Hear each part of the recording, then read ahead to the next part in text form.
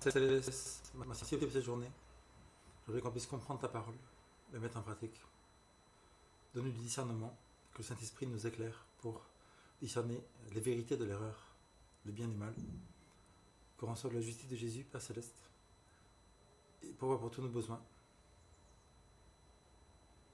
Et qu'on reçoive la justice de Jésus pour ainsi faire ta volonté. Au nom de Jésus, Amen.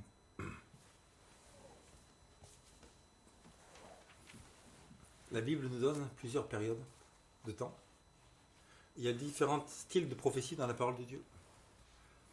Il y a des prophéties, juste prophéties, et des prophéties de temps.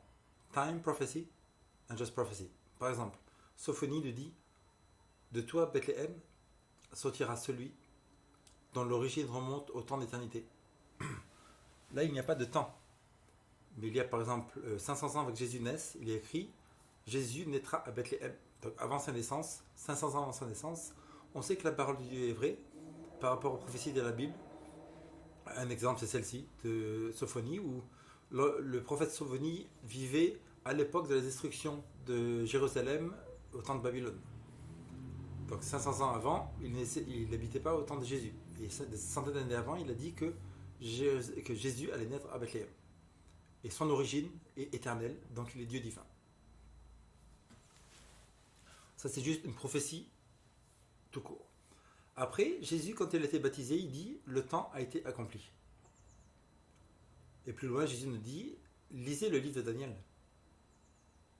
Et le livre de Daniel nous dit, Gabriel dit: depuis la reconstruction de Jérusalem jusqu'à Messie le oint baptisé, il y a 69 semaines. Donc ça, c'est une prophétie de temps et une prophétie tout court. Par exemple, Jésus a été vendu pour 30 pièces d'argent, c'est une prophétie tout court.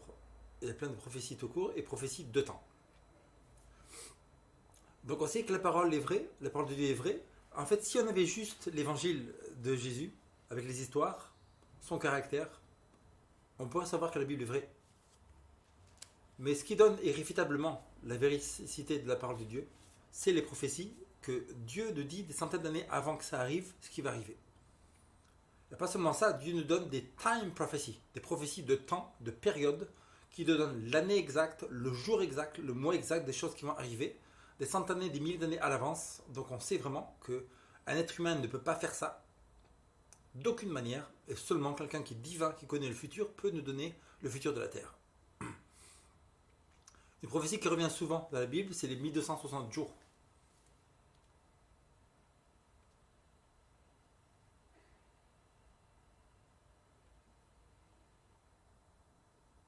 « 1260 jours. On a Daniel chapitre 7, verset 25. Et ça nous dit que l'Antichrist, il prononcera des paroles contre les Très-Hauts, il opprimera les saints du Très-Haut, il opérera de changer les temps et la loi, et les saints, les chrétiens, seront livrés entre ses mains pendant un temps, des temps et la moitié d'un temps. Un temps, des temps et la moitié d'un temps. On a... Je crois qu'un peu plus tôt dans ce chapitre, ça parle de 1260 jours. Voilà, Apocalypse 13.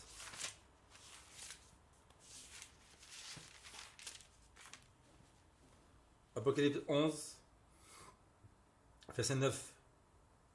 Des hommes d'entre les peuples et des tribus et des langues des nations verront leurs cadavres pendant 3 jours et demi et ne permettront pas que leurs cadavres soient dans un sépulcre. Un an, un temps, des temps, la moitié d'un temps, 1 an, 2 ans, et la moitié d'un an, c'est 3 ans et demi. 3 jours et demi, 3 ans et demi. 1 an, tous les mois juifs, c'était 30 jours. Ça veut dire 1 an, c'est 300 jours. On multiplie, on arrive à 42 mois. 3 ans et demi. Un temps, des temps, la moitié d'un temps. 42 mois. Ou alors 1260 jours, c'est la même chose. Comment on sait que quand ces prophéties sont arrivées, c'était pas au temps de Daniel. Quand Daniel a parlé, Gabriel est venu à la fin dans Daniel chapitre 12. Il lui parle des 1260 jours. Daniel chapitre 12. Donc s'il parle des jours, ça veut dire que c'est au temps de Daniel. Daniel a écrit ce livre-là en 600 avant Jésus-Christ. Peut-être en 597 que c'est arrivé. Il a dit dans 3 ans et demi, dans 3 ans et demi, un temps, 2 temps, la moitié d'un temps, dans 42 mois, ça va arriver.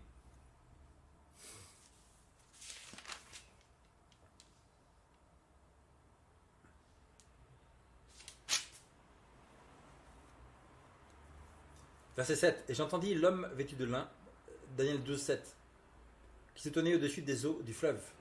Il leva vers les cieux sa main droite et sa main gauche, et il jura par celui qui vit éternellement que ce sera pour dans un temps, des temps et la moitié d'un temps, que toutes ces choses finiront et que la force du peuple saint sera entièrement brisée. J'entendis et je ne compris pas. Je dis, mon Seigneur, quelle est l'issue de ces choses?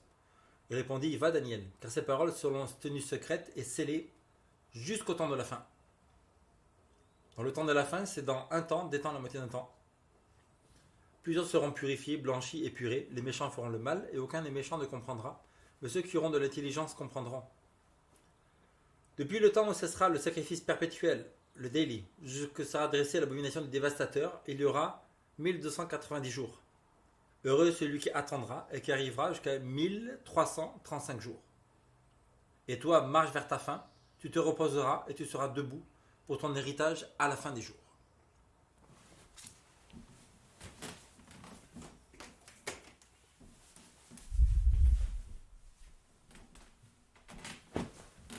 Donc, il y a deux possibilités. Ou cette période-là, c'est arrivé au temps de Daniel.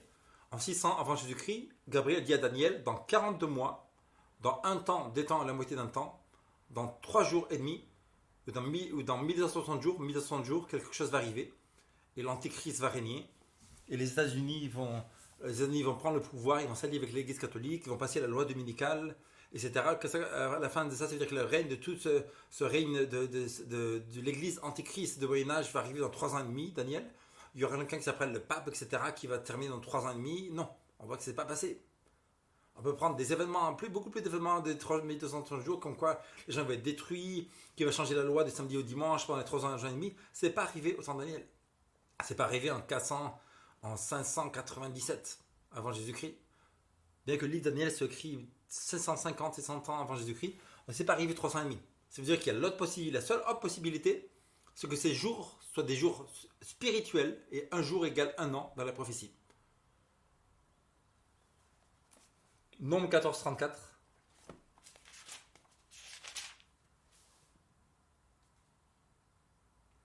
De même que vous avez mis 42 jours à explorer le pays, vous porterez vos peines de vos iniquités pendant 40 années. Une année pour chaque jour. Et vous saurez ce que c'est d'être privé de ma présence. Une année pour chaque jour. Une année. Nombre 14-34. Une année pour chaque jour. Et vous saurez ce que c'est d'être privé de ma présence. Une année pour chaque jour. Une année pour chaque jour. Et vous saurez ce que c'est d'être privé de ma présence. Et l'autre verset, je crois que c'est Ézéchiel 4-6.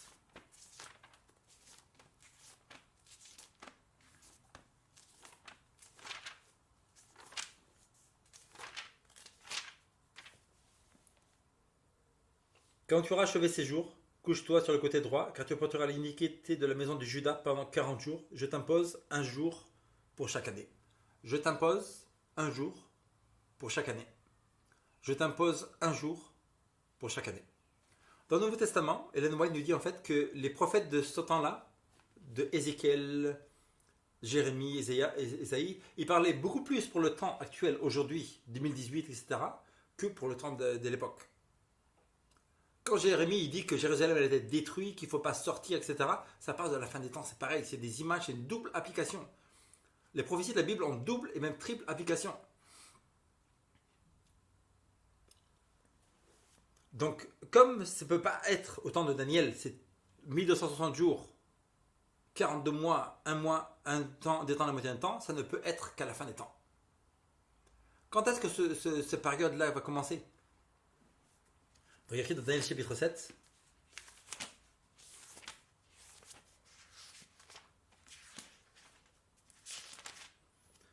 Daniel chapitre 2, il y a une image. Il y a une image, Nebuchadnezzar a un rêve. Il voit une grande image avec 4 métaux. Et Daniel lui dit, tiens, toi tu es la tête en or, Nebuchadnezzar. Après toi, tu es la tête en or. Donc ça, c'est la base de la clé de la prophétie. C'est-à-dire que dans la prophétie biblique, c'est comme un jeu de cartes assez compliqué. Et quand on n'arrive pas au début, quand on n'arrive pas à comprendre le début, on est totalement. C'est une complication après, on n'arrive pas à comprendre du tout après. Il faut cette étape par étape. Dieu a fait en sorte les prophéties, on bâtit un échelle à la fois. Et donc si on a la base, le début, on arrive à comprendre le reste plus facilement. Et donc on arrive, c'est comme des jeux internet électroniques. Tu arrives au premier stade, deuxième stade, tu arrives au quatrième stade. Tu ne peux pas arriver au 30e stade d'un coup si tu n'as pas passé le premier. Là, c'est pareil. Dieu, le premier stade prophétique, c'est ça. Après, le stade, le stade, le stade. Le premier stade, dès le 2, c'est la base. La base. Et Dieu dit, Daniel dit, tu es la tête en or.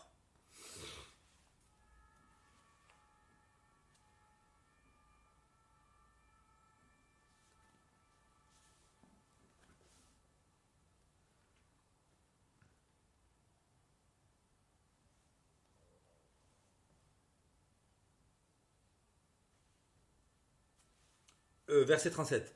Ô roi, tu es le roi des rois, car le Dieu des cieux t'a donné l'empire, la puissance, la force et la gloire. Qui c'est qui a donné? Dieu. Quelqu'un qui est président, qui est riche, qui est puissant sur la terre, c'est Dieu qui a donné. Dieu permet des choses et Dieu élève une personne, Dieu abaisse une personne. Ô Dieu, ô roi, il a remis entre tes mains, en quelques lieux qu'ils habitent, il a remis Dieu, a remis toi, Nebuchadnezzar, en quelques lieux qu'ils habitent, les enfants des hommes, les bêtes des champs et les oiseaux du ciel, qui t'a fait dominer sur eux tous. C'est toi qui es la tête en or. C'est toi qui es la tête en or. Nabuchodonosor, Babylone. Daniel dit, cette prophétie des 4 royaumes, le premier, la tête en or, c'est toi, c'est l'empire de Babylone. Ça c'est écrit au temps de... Donc à cette époque-là, les autres royaumes n'étaient pas encore arrivés. C'est-à-dire que seulement cette Bible, cette prophétie-là ne peut venir que de Dieu. Et après, verset 39, après toi, il s'élèvera un autre royaume, moindre que le tien. Puis un troisième royaume qui sera d'airain et qui dominera sur toute la terre. Il y aura un quatrième royaume fort comme le fer, de même que le fer brise et rompt tout, il brisera et rompra tout comme le fer qui met tout en pièces. Et comme tu as vu les pieds en orteils en partie d'argile de potier et en partie de fer, ce royaume sera divisé, mais il y aura en lui quelque chose de la force du fer, parce que tu as vu le fer mêlé à l'argile. Verset 43. Et tu as vu le fer mêlé à l'argile, parce qu'ils se mêleront par des alliances humaines, mais ils ne seront point unis l'un à l'autre. De même que le fer ne s'allie pas avec l'argile. Dans le temps de ces rois, le Dieu des cieux suscitera un royaume qui ne sera jamais détruit et qui ne passera pas sur la domination de notre peuple. C'est ce qu'indique la pierre que tu as vue se détacher de la montagne sans le secours d'aucune main et qui a brisé le fer, l'airain, l'argile, l'argent et l'or. Le grand Dieu a fait connaître au roi ce qui doit arriver après cela. Le songe est véritable et son explication certaine. Le songe est véritable et son explication certaine. Donc, Babylone, premier royaume. On voit dans tous les livres d'histoire que Cyrus, le chef des Mèdes et des Perses, il essayait de prendre Babylone. Elle avait 40 ans de nourriture dedans.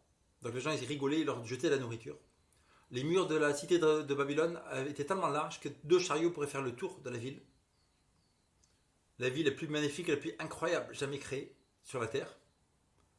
Néanmoins, cette nuit-là, tous les gens de Babylone, ils faisaient la fête. Une fête orgiatique, remplie d'alcool. La rivière qui passait en dessous de Babylone, elle s'appelle l'Euphrate.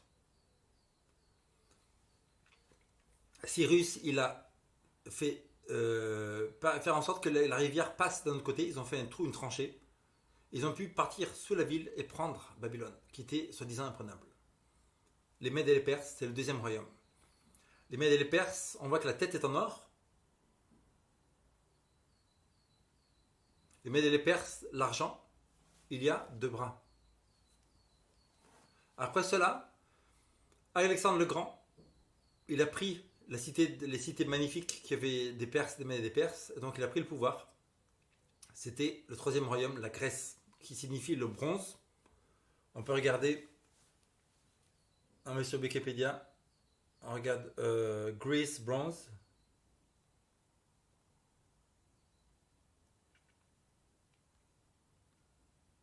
on se rend compte que l'armée des Mèdes et des Perses, de la Grèce, a des armures en bronze. On met image. Voilà. L'image, c'est que du bronze, là-bas, Mèdes et des Perses.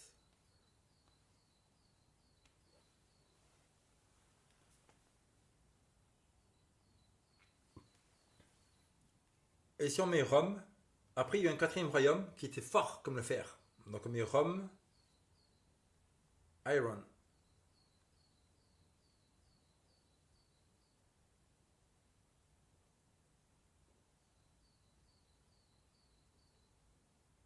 Armure. Armure des Romains. Voilà l'armure des Romains. C'est que du fer. Donc le bronze, c'était la couleur des Mèdes et des Perses. La couleur des armures des Romains était que du fer. Que du fer. Et puis il nous dit que ce quatrième royaume sera fort comme du fer. Le quatrième royaume, il est fort comme du fer. Fort comme du fer.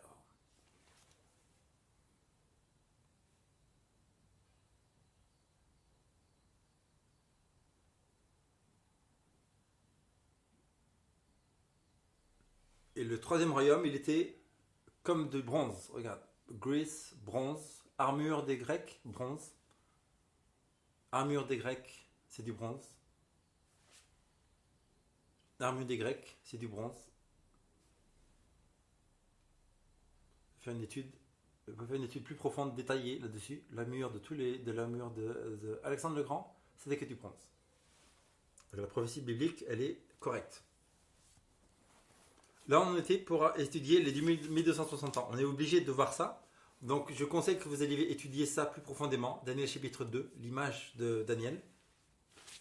Et là-dedans, on peut se rendre compte que c'est la base prophétique. Tu es à la tête en or, Babylone. Après toi, il y a d'autres royaumes. Une autre façon qu'on sait que la Bible est vraie, là, la Bible aurait pu dire il y aura 7 royaumes, il y aura 6 royaumes, il y aura 9 royaumes après Babylone. Mais Daniel qui écrit ce livre en 500 avant Jésus-Christ au temps de Nebuchadnezzar, qui a parlé devant Nebuchadnezzar, il a dit il y aura 4 royaumes. Il y a eu Babylone, Mèdes et Perses, Grèce, Rome, et il n'y a pas eu de 5e royaume. Que s'est-il passé? Il s'est passé que les tribus barbares, païennes, ariennes, les Francs, les Anglo-Saxons, les Suévis, les Anglo, etc., ils sont venus à Rome, ils ont saccagé la ville et il y a eu une division en Europe. Ce qui prouve irréfutablement que la Bible est vraie, car 600 ans avant la naissance de Jésus, 700 ans avant ces événements, la Bible, Daniel nous dit qu'il y aura 4 royaumes, après il y aura une division d'Europe, 10 divisions. Et que ces divisions-là essayeront de s'allier ensemble pour unir l'Europe, pour faire un pays. Verset 43. Car tu as vu le fer mêlé à l'argile, parce qu'ils se mêleront par des alliances humaines, mais ils ne seront point unis l'un à l'autre, de même que le fer ne s'allie point avec l'argile. C'est-à-dire qu'au temps de Charlemagne, ils ont essayé de faire que l'Europe soit un pays, ils n'ont pas pu. Au temps de Hitler, ils ont essayé, ils n'ont pas pu. Au temps de Mussolini, ils ont essayé, ils n'ont pas pu. Au temps de Charles V, ils ont essayé d'unir toute l'Europe en un pays, ils n'ont pas pu. Ça veut dire que Dieu a dit, l'Europe ne sera jamais un pays avec une langue et un peuple seulement. Verset 44, au temps de ces rois, le Dieu des cieux suscitera un royaume. Donc la Bible nous dit qu'autant qu'on voit les divisions d'Europe, Dieu va envoyer à la fin du monde. On passe cette prophétie, on arrive à Daniel chapitre 7. La même chose, Daniel chapitre 7 et Daniel chapitre 8, c'est Dieu répète quelque chose. Quand Dieu répète quelque chose dans la Bible, c'est important, c'est monumental. Là, au lieu d'avoir 4 fers, 4 images, c'est 4 bêtes. Le lion, le léopard, l'ours et la bête indescriptible. Lion, c'est Babylone. Après l'ours qui a l'ours a 2 côtes dans la tête, donc c'est les Mèdes et les Perses. La Grèce avec 4 ailes qui va super vite, qu'Alexandre le Grand il a pris la terre super vite, et ça symbolise la Grèce. Et le 4e royaume de fer, toujours, c'est Rome.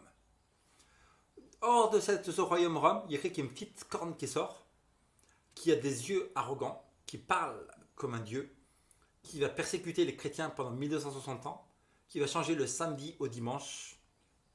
On voit ça dans le verset 25.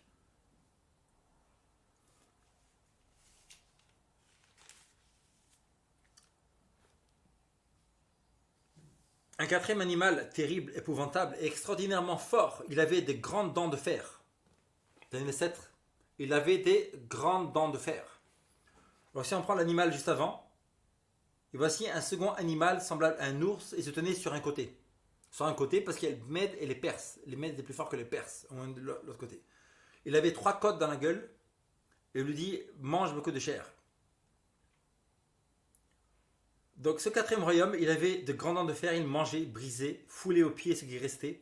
Il était différent de tous les animaux précédents, il avait 10 cornes. 10 cornes parce que hors de Rome, il n'y a pas eu un 5e royaume qui est sorti, mais c'était les divisions d'Europe, la France, l'Espagne, l'Italie, etc., qui sont venus des tribus ariennes pour saccager Rome. Et donc l'Europe n'était pas plus un royaume romain avec une langue, une armée, mais c'est devenu différentes nations.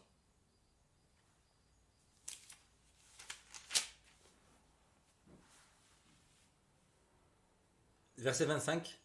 Il prononcera des paroles contre le Très-Haut, il opprimera les saints du Très-Haut, il espérera changer les temps et la loi, et les saints seront livrés entre ses mains pendant un temps, des temps et la moitié d'un temps. Donc ce Rome, ce pouvoir, cette petite corne qui sort de Rome, c'est que la Rome païenne qui adorait Mitra, qui adorait la Louve, qui adorait toutes sortes de paganisme, c'est une religion païenne, cette Rome païenne s'est transformée en Rome papale. C'est-à-dire que les images, les traditions, les croyances de paganisme romain sont rentrées dans cette église catholique qui est devenue de païenne et devenue papale. Donc les images sont rentrées dans l'église catholique, les croyances, etc. Et la Bible nous donne ici une période de temps. Il y a écrit, ils sont livrés entre ses mains pendant un temps, des temps et la moitié d'un temps. Donc on prend une calculatrice. Un temps, c'est un an. Le calendrier juif, il a tous les mois du calendrier juif sont 30 jours. Donc un an, c'est 12 fois 30 jours.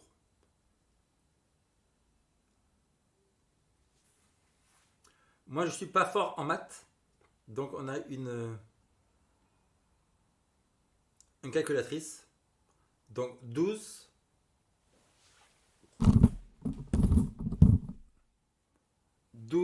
fois 30, 360. Donc 360, c'est un an. On le multiplie par 3, 1080. 1080 plus la moitié d'un an, ça fait 1080. 360, ça fait 150. Plus 180, c'est ça? Plus 100. Plus les 180, la moitié d'un an, c'est 1260. On a un an, plus 2 ans, 3 ans, plus 6 mois, fois 30 jours, c'est-à-dire on arrive à 3 ans et demi égale 1260 jours. Ça fait combien de mois tout ça? Ça fait 42 mois, parce que un an,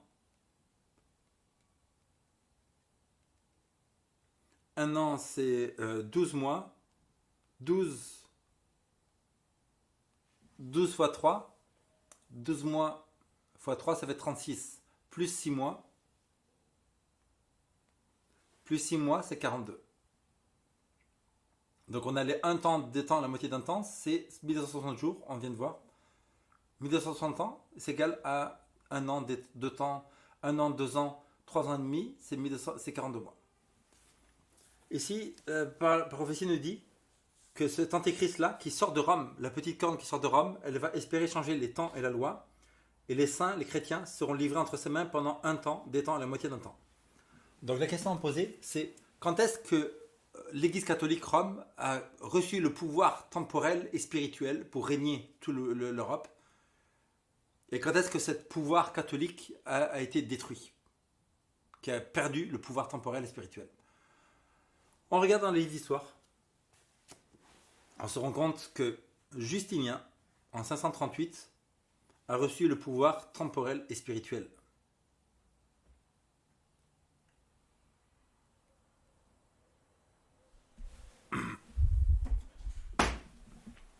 On lit ici dans ce livre, Everlasting Gospel, David Simpson, qui est un historien, un théologien et religious writer éduqué à St. John's College, donc c'est un catholique en fait.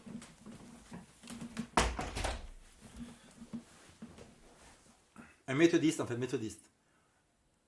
C'est pas extrêmement remarquable et une confirmation puissante de la vérité de l'écriture que juste 1260 ans de le présent, 1598, était le commencement de l'année 1538, quand Belisarius a mis une fin à l'empire des Goths à Rome, laissant aucun pouvoir ainsi, mais que le bishop de sa métropole de Rome.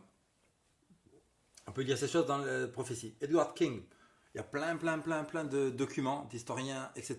Boum, boum, boum, c'est incroyable. Qui prouvent la date de 538 où Justinien reçoit le pouvoir spirituel et temporel et l'Église catholique commence à ce moment-là. Commence à régner sur toute l'Europe. Juste après, on va voir que le premier de tous ces royaumes païens c'est devenu catholique, donc c'est un des temps de Daniel chapitre 12. Donc le premier de ces rois païens ariens devient catholique. C'est là que le pouvoir catholique commence. Mais quand tu reçois tout pouvoir spirituel, c'est en 538. David Simpson. On a Edward King, éduqué à Cambridge. Il écrit, n'est-ce pas le pouvoir païen, papal de Rome, qui était tellement terrible, qui a dominé à ses fins. On va voir que par rapport à la prophétie de la Bible, elle nous annonçait la fin des 1260 ans. Des commencements, c'était en 538 où Belisarius a mis une fin à l'empire de domination des Goths à Rome et est rentré dans la ville de Rome le 10 décembre 538 en triomphe sous le nom de Justinien, empereur de l'Est, et qui a bientôt été tributé à lui, laissant ainsi la date de 538, aucun pouvoir à Rome qui pouvait diriger la terre, seulement le pouvoir ecclésiastique pontifical de Rome. Page 768, remarque sur les signes des temps en 1598. En fait, on peut voir citation après citation, qui est les gens qui prouvent la date de 538 où Belisarius, Justinien, donne le pouvoir temporel et spirituel pour que l'Église catholique commence. Ici, on a le Richard Valpy, qui a vu l'importance de l'année 538 pour le commencement du pouvoir papal. En l'an 538, les Goths étaient sortis de Rome, et à ce moment-là, Vigilus, dans le secret, intrigué par Théodora, a été promoté sur la dignité pontificale, qu'il a acheté pour 200 pounds d'or. Corruption. Pendant ce pontificat, Vigilus a eu les prétentions de succéder Saint-Pierre à la supériorité et a commencé à s'asserter bientôt comme le suprême qui était connu par tous. C'est à ce moment-là que le pape a assuré le titre de vice-gérant de Jésus-Christ. En 538, le pape s'est assuré le nom de vice-gérant de Jésus-Christ, etc. Dans Sermon Preached on Public Education, etc. Donc il y a plein de citations, vous pouvez vérifier par vous-même. Les 1260 ans, c'était que durant cette période. On va voir même...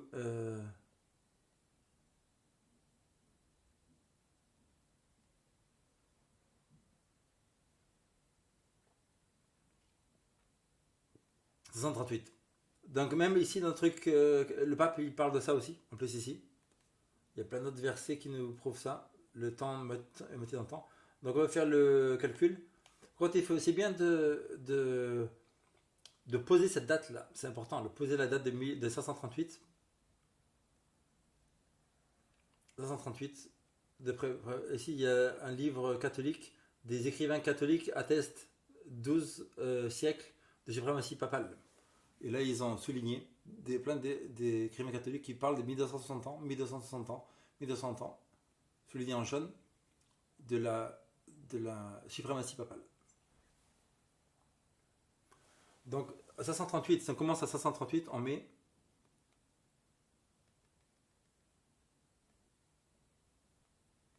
« 538 plus 1260 ans. 538, Justinien prend le pouvoir, 1200 ans, on arrive à 1598. 1598, On va juste à mettre ça sur Google. Tu mets 1598 Berthier. T'as boulevard Berthier à Paris 17e. C'est pas ça. C'est pas la bonne réponse.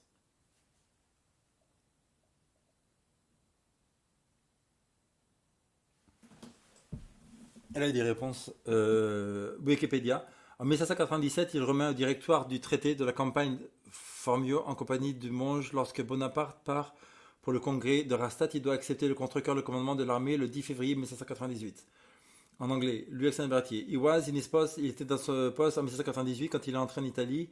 Il a pris le pouvoir du Vatican. Il a organisé la République romaine. Il a pris le pape Pius VI comme prisonnier à Valence en France. Et après un grand voyage, le pape il est mort. Dans 1798, à ce moment-là, il n'y a plus de pape. Donc le pouvoir papal est tombé. La Bible nous prouve, il nous dit, hein, donc ce signe-là, c'est un des signes de comme quoi ce pouvoir, cet antéchrist, cet homme du péché, ce Babylone-là, elle est tombée. Cette chute n'est pas éternelle. Ce qu'on voit très bien dans Apocalypse chapitre 13, nous dit que la petite corne sera guérie, la blessure sera guérie. 13-12, elle exerçait toute l'autorité de la première bête en sa présence et elle faisait que la terre et ses habitants adoraient la première bête dont la blessure mortelle a été guérie. Donc la première bête, on voit que dans le chapitre 7, on a vu, il y a le lion, il y a le léopard, il y a l'ours, il y a la bête indescriptible. Les mêmes bêtes dans le chapitre 7, on les retrouve dans Apocalypse 13. Puis je vis monter de la mer une bête qui avait 10 cornes et sa tête, et ses 10 cornes, 10 diadèmes. Et la bête était semblable à un léopard, ses pieds étaient comme ceux d'un ours, sa gueule était comme ceux d'un lion. Le dragon lui donnait sa puissance, son trône, une grande autorité.